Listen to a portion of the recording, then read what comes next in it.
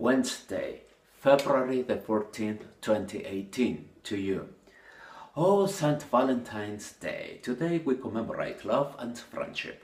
I would like to take the occasion to write about something I have put off too long.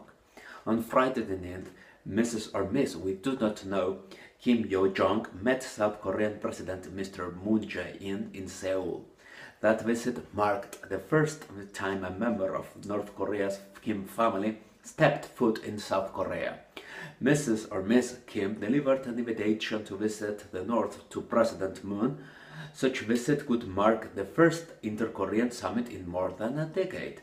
I assume that Mr. Kim Jong-un will meet President Moon if he finally goes to Pyongyang, right?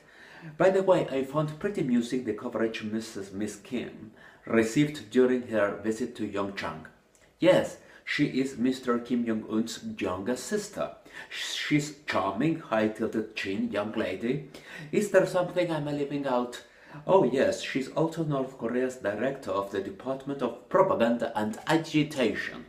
I guess that Miss Kim must have been a little bit perplexed by the South frivolity, and I hate to admit it, but so was I. Let us get serious on an eventual inter-Korean summit. What would Mr. Kim and Mr. Moon talk about? What deal should they expect to reach? For start, Mr. Kim will not make any move against his regime's survival.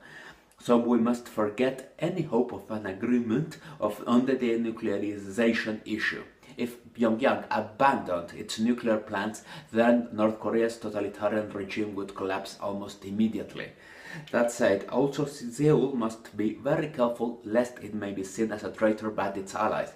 Indeed, the Japanese government got too frustrated by Seoul's excessive hospitality given to the North Korean delegation. Reunification? In theory, yes. But in foreign policy, however, reality rules, and regardless of what South Korean opinion polls suggest, the truth is neither side is willing to face the economic political costs. What is left then?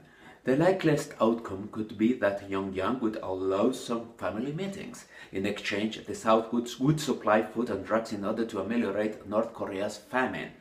Luckily for Mr. Kim, the Olympics provided a context in which no costly threat was necessary to pursue that goal.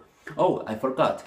Thanks to the Olympics, North Korean intelligence agents could collect strategic information disguised as cheerleaders and athletes.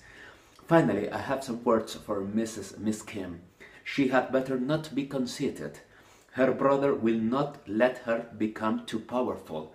No matter how pretty Mrs. or Miss Kim is, Mr. Kim Jong-un is still the country's leader.